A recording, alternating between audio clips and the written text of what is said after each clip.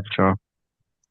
नमः नमः पराया वितथानुभूतये नमः नमः पराय वितथानुभूतये पराभूतये गुणत्रयाभास निमित्त बंधवे गुणत्रयभास निमित्त गुणत्रयाभासनिमित्तबन्धवे बंधवे अदृष्ट धाम्ने गुणतत्व बुद्धिभिर अदृष्टधाम्ने अदृष्टधाम्ने गुणतत्त्वबुद्धिभिः गुणतत्त्वबुद्धिः निवृत्त मानाय दधे स्वयंभुवे. निवृत्तमानाय निवृत्तमानाय दधे दधे स्वयंभुवे। स्वयंभुवे. Yes, May I Lord. conclude? Yes, please. Thank you, Hare Krishna. Prajapati Daksha said, the Supreme Personality of Godhead is transcendental to the illusory energy and the physical categories it produces. He possesses the potency for unfailing knowledge and supreme willpower, and he is the controller of the living entities and the illusory energy. The conditioned souls who have accepted this material manifestation as everything cannot see him, for he is above the evidence of experimental knowledge. Self-evident and self-sufficient, he is not caused by any superior cause. Let me offer my respectful obeisances unto him. Purport. The transcendental position of the Supreme Personality of Godhead is explained herewith. He is not perceivable by the conditioned souls who are accustomed to material vision and cannot understand that the Supreme Personality of Godhead exists in his abode, which is beyond that vision. Even if a materialistic person could count all the atoms in the universe, he would still be unable to understand the Supreme Personality of Godhead. As confirmed in, as confirmed in Brahma Samhita 5.34, Panthastu koti shatavatsara sampragamyam vayor athapi manaso munipungavana so api asti yat prapadassimni avichinti tattve govindamadi purusham tamaham bhajami. The conditioned souls may try to understand the Supreme Personality of God for many billions of years through their mental speculative processes, traveling at the speed of the mind or the wind. But still, the absolute truth will remain inconceivable to them because a materialistic person cannot measure the length and breadth of the Supreme Personality of God's unlimited existence. If the absolute truth is beyond measurement, one may ask, how can one realize it? The answer is given here by the word Swayam Bhave. One may understand him or not, but nevertheless, he is existing in his own spiritual potency. Hare Krishna, Prabhuji. Thank you very much. Hare Krishna. So, what is this great mystery of Hansa Guhya? Hansa, the Lord is Hansa, and Guhya is secret. So, what is this great mystery of Hansa Guhya prayers? There are many ways, many people have spoken about Hansa Guhya prayers and expressed many secret things. But I'll tell you what Srila Prabhupada is writing here. The greatest mystery of Hansa Guhya prayers is that even after pleasing the Supreme Lord, why or and how the living entity is not delivered. So the greatest mystery is the living entity's own desire. If you remember the introduction to this very chapter, Srila Prabhupada explains something very simply here. Being very satisfied by the prayers of Daksha, Lord Vishnu appeared before Daksha with 8 arms. The Lord was dressed in yellow garments and had a blackish complexion. Understanding that Daksha was very eager to follow the path of enjoyment, the Lord awarded him the potency to enjoy the illusory energy. The Lord offered him the daughter of Panchajana named Asikni, who was suitable for Maharaj Daksha to enjoy in sex. Indeed, Daksha received his name because he was very expert in sex life. After awarding this benediction, Lord Vishnu disappeared. Now, if you see the prayers in themselves, they are transcendental. Anything in connection with the Supreme Lord will be transcendental. But the consciousness of the living entity, that's a great mystery. No, how or why the living entity cannot understand the reality of this world. So we can see here that even though the Lord is pleased, he still does not award liberation to Daksha because that is Daksha's desire. Yam yam vapi smaran bhavam tyajyat ante kalevaram tam tam evaiti kaunteya sada tad bhava bhavita. What bhava, what feeling are we cultivating? We see the same example of Kardam Muni also. Kardam Muni also meditated for 10,000 years, pleased the Lord, and the Lord appeared. But at least we see there in that case that Kardam Muni was feeling a bit ashamed. That in spite of all the austerities, I still harbor the desire to enjoy family life. And the Lord understood. But here we see that Prajapati Daksha has taken sannyas. So you see, living entity's own consciousness is the most powerful factor. Very difficult, it's very, very difficult I mean, this is like a prelude to these, these prayers that we are discussing. So the living entity may be an expert in all the Vedic subject matter. He may be all expert in rules and regulations. He may even be a sannyasi. But if the living entity's heart is not pure, even the Lord cannot save him. The living entity's own desires. That's why you see sadhu sangha is so important. Here we see Daksha also is living alone. He's stewing in his sex desire without taking the association of someone like Narad Muni. And when Narad Muni does appear indeed, he's already so stewed in his sex desire that he actually ends up cursing him. So you can see this is the implication, this is the importance of sadhu sangha. And you have to be very careful. Someone may be in the dress of sadhu, but if his desires are lusty, you should avoid that association because that is very dangerous for you. Sadhu is not by one's name or by one's dress or appearance or anything. Sadhu is by one's own consciousness. How much is his attachment to the Supreme Lord? That is how you determine. When you are going in the market to buy gold, you need to have some knowledge of gold at least. You cannot be an innocent lamb. So in bhakti, you have to be very careful. You cannot say, oh, so and so Prabhuji told me, so and so Maharaj told me, so I am doing this. No, you must have your own discretion. You cannot give these excuses to Yamdutas when they come to collect you. You have to be intelligent yourself. Understand through your own logic. As Srila Prabhupada says, surrender with your intelligence. Do not surrender your intelligence. So please try to understand within yourself. After following the process, is your lusty desire diminishing or increasing? If it is not diminishing, then you're doing something wrong. Please try to understand what's going wrong. Try to meditate on that. That's why these incidents are mentioned here. Srimad Bhagavatam is not some salacious literature. Shukdev Goswami is not interested in sex life of Prajapati Daksh. That's why he's describing him thrice within this pastime, within this whole narration of 7 days. No, he's trying to warn us. He's trying to explain how dangerous this material world is, how dangerous our own consciousness is, and what we need to do to purify it. So, I mean, Prajapati Daksh is not a very important character in that sense.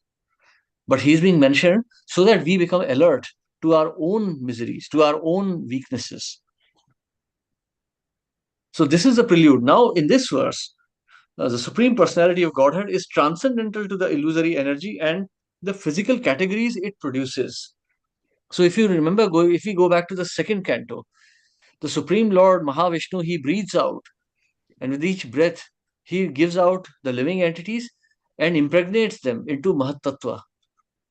The entrance of the living entities into the Mahat Tattva creates Pradhan. Pradhan is the agitated state of Mahat Tattva, wherein it's a boiling soup of matter. And from there, the coagulation starts, and the living beings are created, and the planets, the living beings, the systems are all created. Those are the categories. So those are the physical categories, they are created by illusion. Now the question is here. Mayavadis say, Brahman Satya Jagan Mithya. So is this Brahma, are these categories illusion? Is this world an illusion? Earth, water, fire, air, ether, are they illusion? Mahatattva, is that an illusion? No. So what is this illusion then?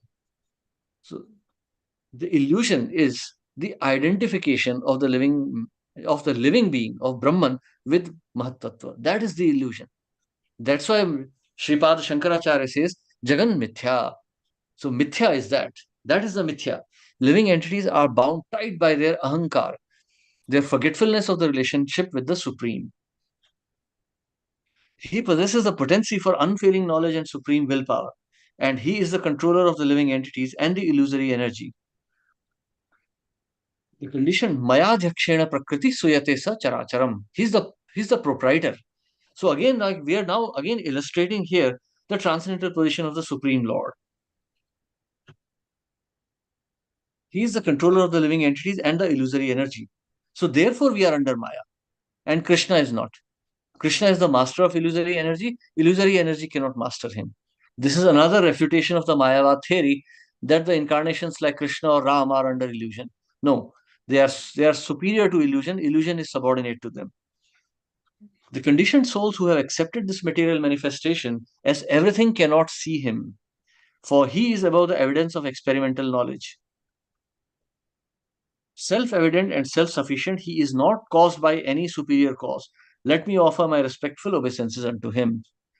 So here you see, uh, Sopya asti yat prapada simnya avichintya tattve.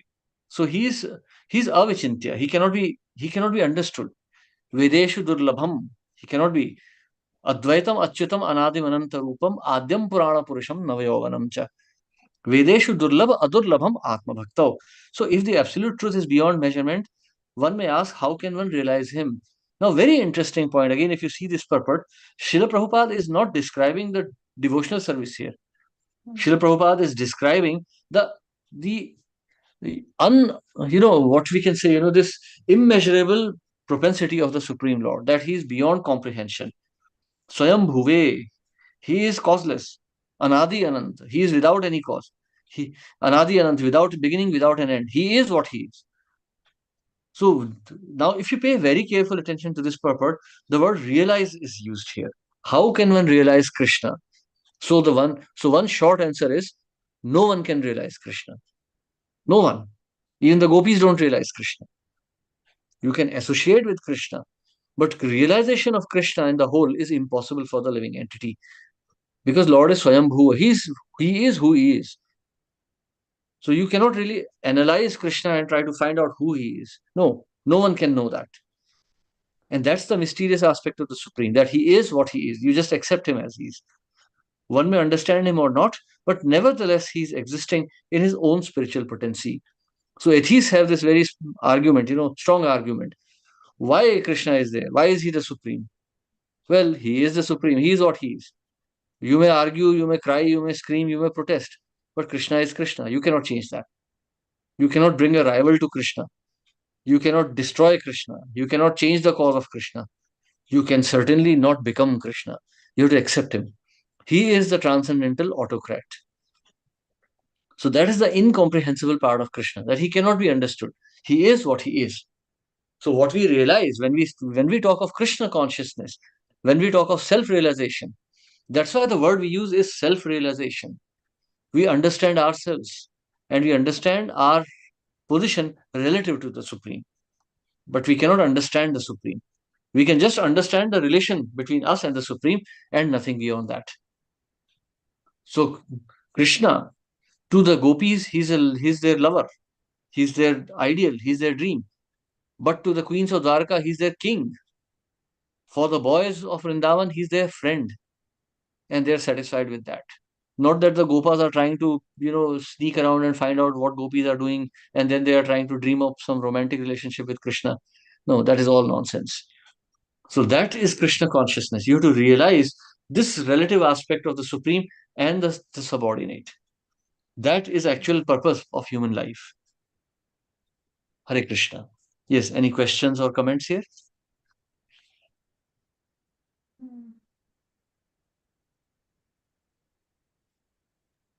Hare Krishna, Prabhu. Yes, Prabhu.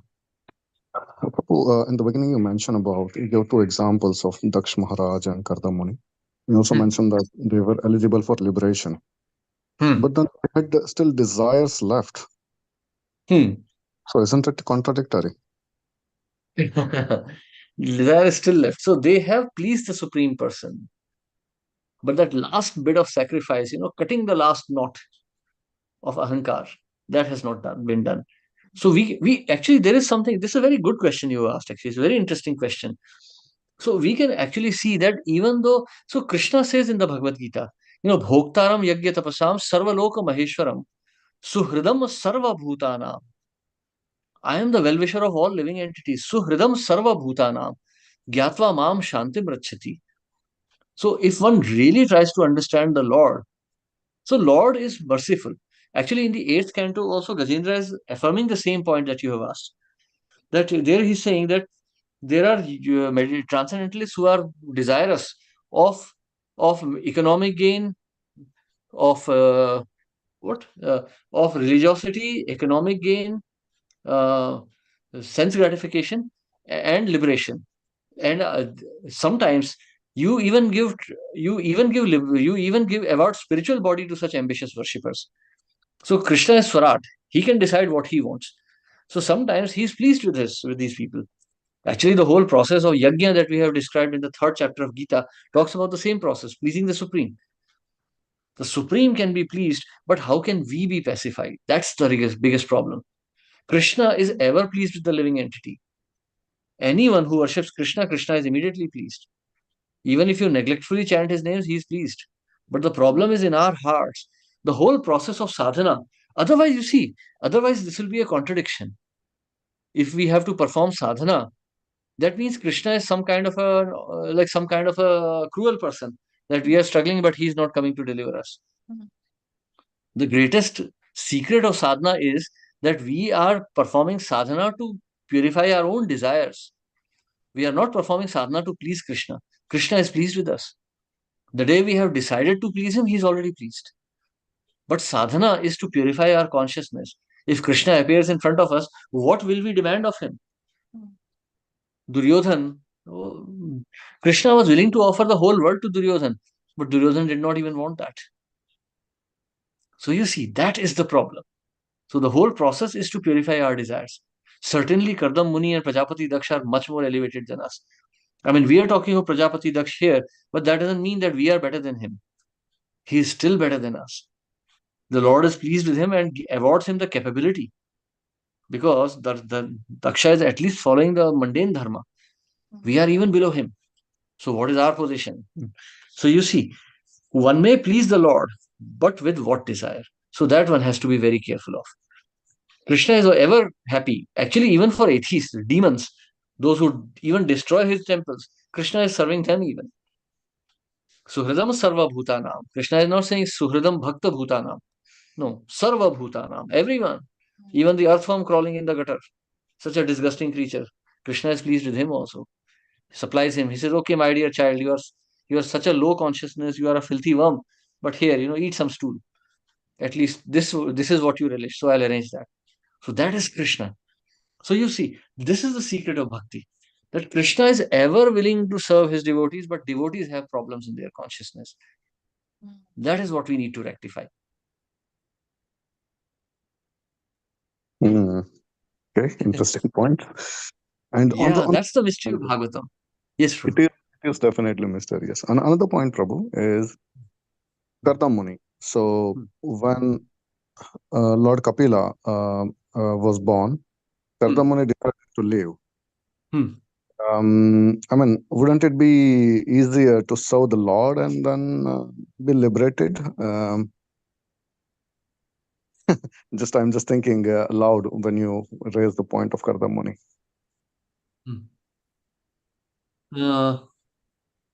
I didn't get your question, Prabhu, exactly. So the question was that I mean, I'm referring to now canto, 3rd canto, where Kardam Muni left his home. He decided to leave the home. Even after Lord Kapila were born or were so. I mean, what was the reason for that? He could have stayed and served the Lord. Okay, see, the renunciation of Kardam Muni, if you read that chapter, see, the point is that Kardam Muni is an acharya. He's leading with his own example. Because, see, Kapila Muni, if you see, Kapila Muni gives education to Devahuti and he also takes sannyas. Not that Kapila Muni stays for too long in the household, he also leaves. So, Kardam Muni is showing by his own example how a grahastha should be. Once the duties are finished, he should leave. So Kardam Muni leaves the household. He says, okay, this is not where. And he knows Lord Kapila is. So he's united with Lord Kapila because he's going to meditate on the Supreme Lord only. Kapila Muni is not an impersonalist. Unlike Kashyap Muni, who was an impersonalist. Kardam Muni is a personalist. He's meditating on the Supreme Lord. So Kapila Muni has appeared specifically to deliver Devahuti and to give his teachings of Sankhya Yoga. But Kardam Muni is not interested in Sankhya. He's already fixed on the lotus feet of the Supreme Lord. So he doesn't, so in a way, he's not hindering the duties of Kapila Muni also. For him, there is no distinction whether he lives and serves Kapila Muni or he goes to the forest and meditates. He's a bhakta, he's a pure devotee. He's always intimately associated with the Lord. Like Madhavendra Puri. Madhavendra Puri established the worship of Gopalji in Govardhan, but he did not stay there in that temple. Okay, I'll become the head priest of Gopalji now because I saved him from the forest. Now I'll live with him. No, he just left. So if you remember Chaitanya Charitamrita Madhya Leela, the pastime of Gopal deity, incidentally that we have agreed to discuss one of these days with you. So the same point is this, that the pure devotee of the Lord is always intimately associated with him. So Madhavendra Puri does not want to become famous by staying in that place. He just leaves. He entrusts the worship of deity to the residents of Govardhan, and then he leaves. Ji Prabhuji, understood. Thank you very much. Hare Krishna. Hare Krishna. Yeah, so we continue. Text 24. Any other questions or comments here? Nayasya sakhyam purusho avaiti sakhyu. Nayasya sakhyam purusho sakhyu. Sakha vasan samvasatah pure asmin.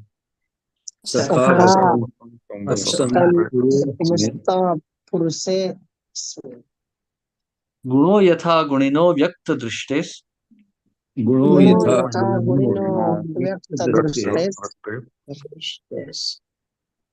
Tasmai maheshaya namaskaromi.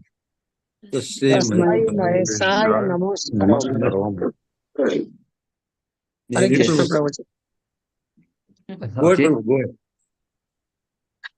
Okay, Prabhu. Thank you, Prabhuji. Hare Krishna. Dandavat pranam. Yeah. As the sense objects, form, taste, touch, smell, and sound cannot understand how the senses perceive them, so the conditioned soul, although residing in the body along with the supersoul, cannot understand how the supreme spiritual person, the master of the material creation, directs his senses. Let me offer my respectful obeisance unto that supreme person who is the supreme controller. The individual soul and the supreme soul live together within the body. This is confirmed in Upanishads by the analogy that two friendly birds live in one tree.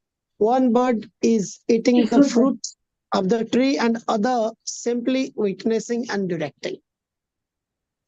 Although the individual living being who is compared to the bird that is eating is the sitting with his friend, the supreme soul. The individual living being cannot see him. Actually, the super soul is directing the working of his senses in the enjoyment of sense objects. But as these sense objects cannot see the senses, the conditioned soul cannot see the directing souls. The conditioned soul has desires and the supreme soul fulfill them. But the conditioned soul is unable to see the supreme soul. Thus, Prajapati Daksh offer his obeisances to the supreme soul, the super soul, even though unable to see him. Another example given is that although the ordinary citizen work under the direction of government, they cannot understand how they are being governed or what the government is. In this regard, Madhvacharya quotes the following verses from Skanda Purana. Yatha rajnaha priyavatam tu vritya vedena chamanaha tatha jivo nayat sankham veti tasmai namostute. As the various servants in the different departments of big establishments cannot see the supreme managing director under whom they are working, the conditioned souls cannot see the supreme friends sitting within their bodies. Let us therefore offer our respectful obeisance unto the supreme who is invisible to our material eyes. Hare Krishna. Dandavat pranam. Thank you. Dandavat pranam, Prabhu. Thank you very much. Vedeshu durlabham Krishna is not understood by scriptural studies. Krishna is not understood by mental speculation. Now, Prajapati Daksh, like this, these prayers are actually amazing. I mean, like we see here in the very beginning, Vyasdev has clarified that Prajapati Daksh did not compose these prayers. They are already existing in the Vedas. He's just recited these prayers actually. So we can see the consciousness behind these prayers. Krishna is saying, Vedescha sarver aham eva vedya Vedanta krit ved vedevachaham. I am to be known from the Vedas. But then again, Lord Brahma is saying that he cannot be known through Vedas. So how do we understand this kind of a dichotomy or this kind of a contradiction? Actually, he Vedas are compiled so that one can understand Krishna. But simply by studies of Vedas, one cannot understand Krishna. It means that one cannot understand Krishna by one's own egoistic study or mental speculation. Krishna, the objective is that after studying Vedas, you understand the supremacy of the Supreme Lord, surrender to Him, and by His own mercy, He will reveal Himself. You may take a bus and a taxi and go somewhere to meet your friend, but unless the friend opens the door, you cannot enter inside the house. So, by studying the Vedas, you can reach up to the point of understanding the Lord, but unless the Lord reveals Himself, you cannot understand Him. Vedas are meant to purify our consciousness, and then Krishna will reveal Himself. So, please understand. See, that's why I said, Bhagavatam, Bhagavad Gita is to be studied by those who are very thoughtful. This is not like some materialistic study that you have memorized some verses and now you know. No, we know nothing. We are like worms. We have no knowledge. That is the exact meaning of this verse here. As the sense objects cannot understand how the senses perceive them, so the conditioned soul, although residing in his body along with the super soul, cannot understand how the supreme spiritual person, the master of the material creation, directs his senses. This is actually a very deep analogy if you see. Sense objects are dead. They have no, like, sugar has no consciousness of being sugar. It's dead. The tongue perceives it. The tongue can perceive sugar is sweet, but the sugar has no consciousness of being sugar. So we can see how dead we are as compared to Krishna. How infinitesimal, how inert we are. So the living entity cannot perceive who is Paramatma living within his heart unless the Paramatma reveals himself. So all our process of scriptural studies, our sadhana, our purification is only meant to realize him, to purify our senses so that we can please him. Adurlabham Atma Bhakto. So this verse, like this word, is very interesting because it appears in the 10th verse, 10th chapter of Bhagavad Gita also. Dadami Buddhi Yogam Tam. So Krishna is giving that intelligence. Tesham Satata Yuktanam. Do your sadhana continuously. Satata Yuktanam Bhajatam Priti Purvakam. Rendering service in loving devotional service. So if you are lovingly rendering your sadhana, so two things here. Sadhana and loving devotional service. So sadhana should not be like an austerity. Oh my God, look at me. I'm such a masochist. I get up at 3 o'clock and I take bath when it is winter time. Look, I'm so austere. Well, then you will be austere. Next birth after birth, you'll remain austere. It should be done as a loving service to Krishna. Yes, I am doing this because this is what pleases Krishna. I'm doing this. Gopis are taking so many risks. They're leaving their homes in the middle of the night to please Krishna. That's the risk they are taking. They know what can happen. Imagine a Vedic society and a woman is behaving in this parakiya manner. That is so shameful. Actually, the punishment in scriptures is death for such a behavior. But they are risking that for Krishna. So for the sake of Krishna, if they are doing this. Or the Gopas, they are playing so much of mischief. Everything is done for Krishna. That's why they are exalted devotees. So we cannot perceive Krishna unless Krishna reveals himself, but Krishna will not reveal himself unless we render continuous service. Mam yo avyabhicharena bhakti yogena sevate. So one who renders continuous service without falling down. So you see, Bhagavad Gita, Bhagavatam is nothing but an expansion of Bhagavad Gita only. The whole of Srimad Bhagavatam is an elaborate discussion on Bhagavad Gita. So Bhagavad Gita is literally the very essence of loving devotional service to Krishna. If you want Prema Bhakti, analyze Bhagavad Gita, make it your life. then Bhagavatam will appear sweetness personified to you. So what is mentioned in Bhagavad Gita is elaborated in Bhagavatam. So just like, Krishna is just explaining, Tesham Satsayuktanam Bhajatam Priti Purvakam Dadami Buddhi Yogam Tam. So why does he have to give? Because we cannot perceive. That answer is given here. The sense objects cannot understand how senses perceive them. So the living entity cannot perceive the Supreme. So Supreme has to reveal himself. Otherwise, the subordinate cannot understand him. Okay, Hare Krishna. Any questions or comments here? Hare Krishna, Prabhuji. Dandavat Pranam. Dandavat Prabhuji, Pranam. in the Shastras, there's an analogy given now of how the body is like a tree and there are two birds sitting on the body. One is the soul and one is the super soul. And it is also said that the soul is busy enjoying the fruits of the tree, going from one branch to the other. But all the Yes. soul has to do is turn the face towards the super soul. Yes. And everything will be this. So when it is said, turn the face towards the super soul, means to get the knowledge about the super soul, or what? Yes. Tesham Satata Yuktana. That's what we are supposed to do. So turn the face. So yeah. See, Paramatma is always within us. We know. But we are still in theory. Our face is still turned towards Maya. So turning the face towards Krishna means, pure devotion. We chant 16 rounds and we struggle. Okay, I finished my 16 rounds. Haridas Thakur was chanting 192 rounds. So that way, turning the face towards Krishna, then we are like Madhavendra Puri. Madhavendra Puri was the very fountainhead of love of Krishna. His eyes were always crying tears for Krishna. That is, that's the meaning of turning our face towards Paramatma. Because, looking in at... spite of all the... Yes, sorry. Yeah, please go ahead. So, in spite of doing all this, it is still possible that Krishna will not reveal himself. He will do it only when he wants. Yes, that's the meaning of Swarat.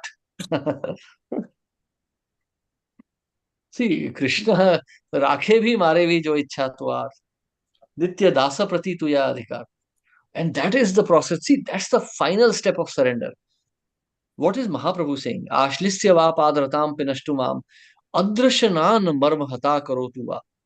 And this Mahaprabhu is speaking at the very end. This is like the very last chapter of Antya Leela of Chaitanya Charitamrita. When Mahaprabhu has completely, like he's in pramad, his complete state of madness. At that stage, Mahaprabhu is not doing any Sankirtan. He's not discussing Bhagavatam with Rup Sanatan Goswami. Mahaprabhu is in a state of complete madness, beyond ecstasy. He has tried to kill himself. He has jumped into the ocean. He has chased a Chatak Parvat. He has rubbed his skin off from the hut, from the walls of his own hut. He's gone complete in pramad. At that stage, he composes these verses. That means that in complete absorption of love of Krishna, he has gone mad, and still he thinks that Krishna is not revealing himself. Ashlisya va padratam pinashtumam. You may embrace me, you may crush me in your embrace. Adrashanan marma hata karotuva. Or you may leave me broken-hearted by not appearing in front of me. Yatha tatha va vidadhatu lampato. So in any way, mat prananath hastu sadaiva napara. You are always my Lord. That is complete surrender. So you see, that's why gopis are so exalted. Gopis know that Krishna cannot be theirs. They are like parakiya bhav. So swakiya bhav and parakiya bhav. What is parakiya ras? That Krishna is never there. Literally, if we put it in mundane terms, Krishna literally exists in the imagination of gopis. Because they literally have no relationship with him. They only think of relationship with him, but they cannot have it. And that is so exalted.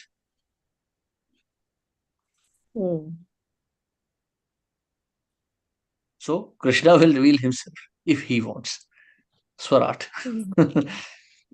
So you're understanding this point. That we work very hard towards a goal which is definite. But if we work very hard towards a goal which is indefinite, or we can even say improbable, then our dedication is real dedication. Then that's like complete madness. That's a real attachment to something which doesn't even exist.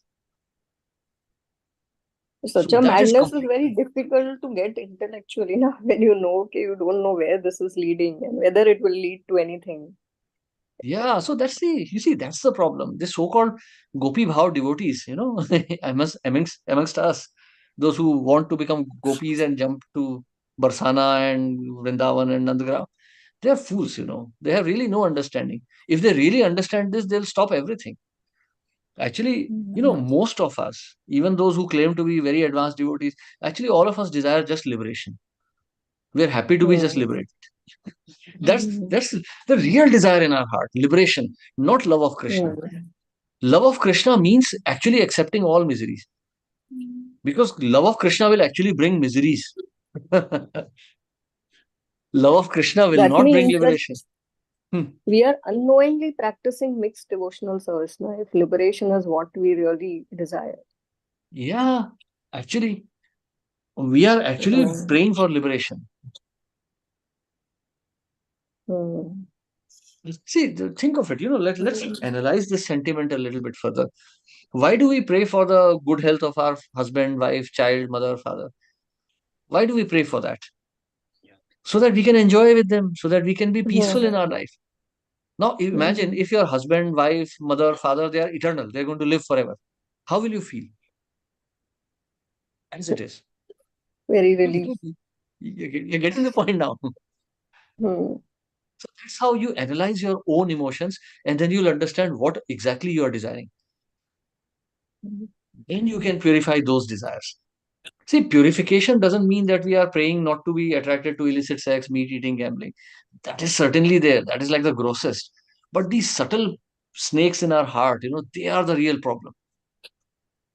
I mean, a devotee anyway is not generally attracted to these gross sense gratifications. But the subtle ones, they contaminate our desire to attain Krishna. If we see the example of pure devotees of Krishna, actually it's miserable. You see, Shivas Thakur lost his son.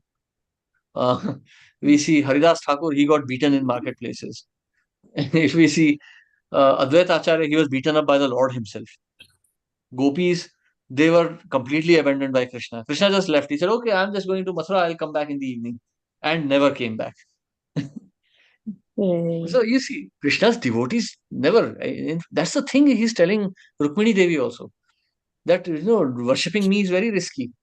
I am so capricious that those who worship me eventually come to suffering only. And Krishna is not joking. He will actually put you through sufferings. But he also gives a hidden joy in that suffering.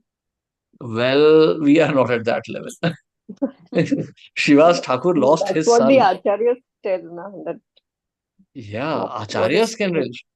Like Srila Prabhupada could. I mean, I don't think even Srila Prabhupada relished that he had to leave his family and suffer in Vrindavan. That ecstasy is not for us. We will die with that ecstasy. So you see how much we have to cross. How much is the path of devotion? How complicated it is. That's why we need to dive deep into Bhagavatam.